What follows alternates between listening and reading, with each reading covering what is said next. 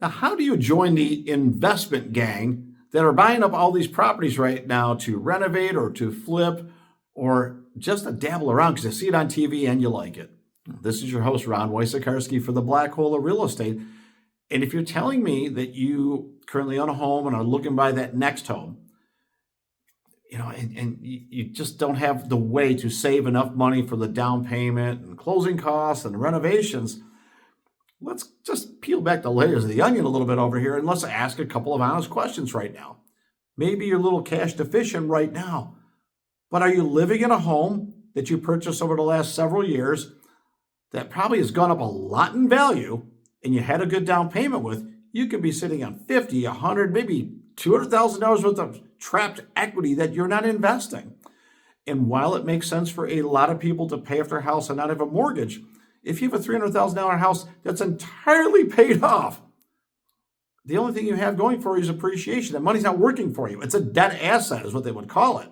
And if you got $300,000 sitting there, I'm not telling you to leverage it to the hilt. But what if you got an equity line on the house for $150,000, $200,000?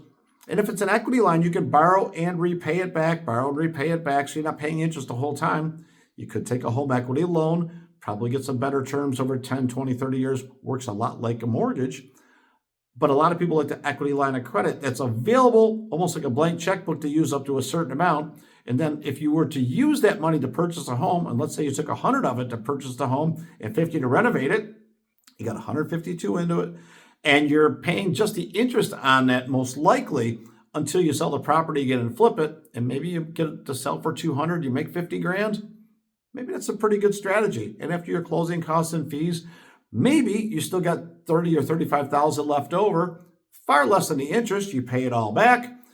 You pay your interest, you write that off because it's part of your cost basis. Your CPA will tell you about that. But now you found a way to take that trapped equity that's doing nothing in the house, and lo and behold, now you've made $30,000, $40,000. You'll have to pay a little tax on it, but that's really good money to add onto your income. All because you took a little bit of a daring move and unlocked some of the equity that's just sitting in your house that's earning nothing for you. There's also a way to use your 401k to purchase a home. And I want you to really take your time on that one.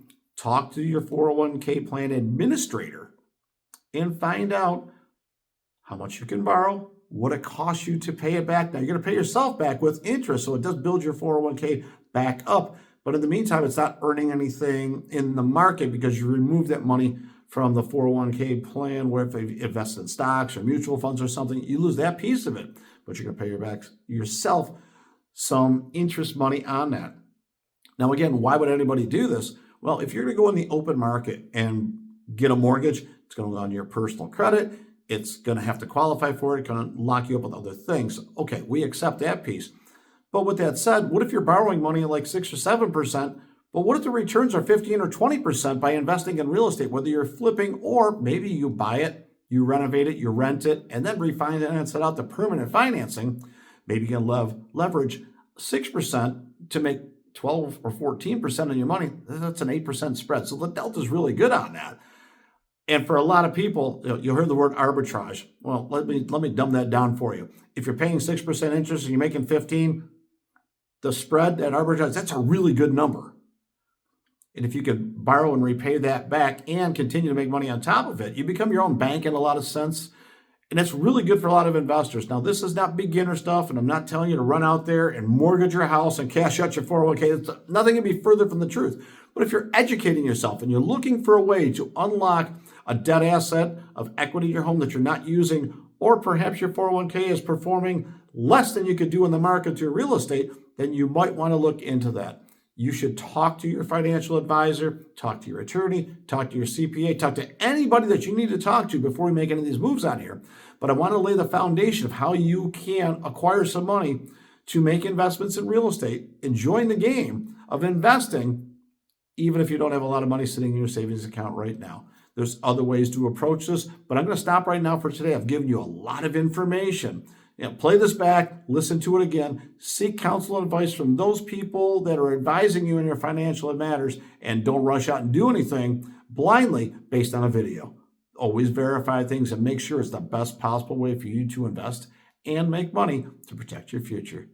If you got questions, drop them below. Definitely subscribe. This is Ron Wojciechowski for the Black Hole of Real Estate.